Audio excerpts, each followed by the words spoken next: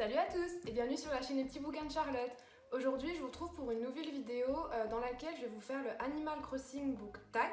J'ai eu l'idée en regardant la vidéo de Cartier du livre, du coup je vous mettrai le lien de sa chaîne en barre d'infos même si je suis sûre que vous connaissez. Et le tag est issu du blog Bookish Things and Tea. Je vous mettrai aussi le lien en barre d'infos. C'est parti, je vous laisse avec la suite de la vidéo.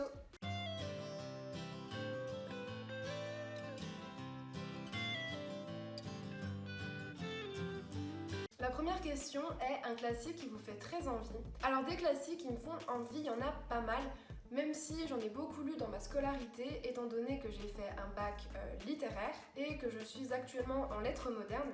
Mais celui qui me fait le plus envie pour l'instant, c'est Notre-Dame de Victor Hugo.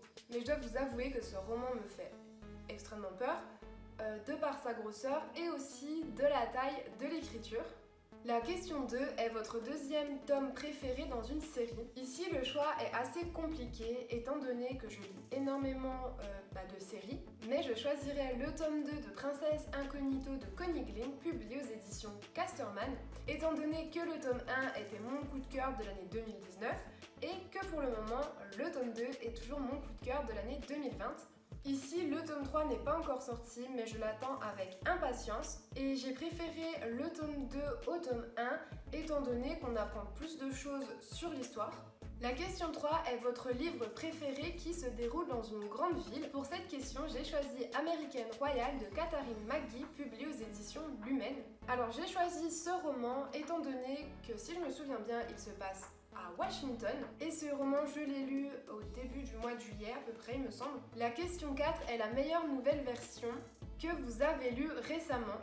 Alors ici, je comprends qu'on va devoir parler de réécriture de contes.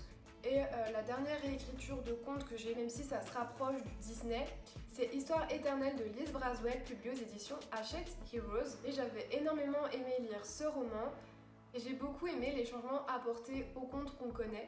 La prochaine question, qui est la question 5, est un livre qui t'accompagne partout. Alors ici, je vais avoir une réponse assez basique. Je pense que ma réponse est un peu la même que tout le monde parce qu'il s'agit de Harry Potter de J.K. Rowling. Le monde d'Harry Potter a beaucoup bercé mon enfance. La question 6 est un livre avec beaucoup de personnages. Ici, je ne saurais pas choisir entre deux livres. Il s'agit de Grisha et de Six of Crow de Leigh Bardugo.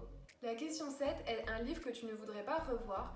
Donc ici, je vais parler d'une pièce de théâtre que j'ai énormément étudiée durant ma scolarité. Il s'agit de Phèdre de Racine. Et la question 8 est votre livre d'histoire ou de fiction historique préféré. Ici, pour l'instant, ça va être assez facile étant donné que je ne lis pas de fiction historique, je ne lis que des faits réels. Mais par contre, le choix va être très compliqué étant donné que je partirai sur un témoignage et que des témoignages, j'en ai lu pas mal.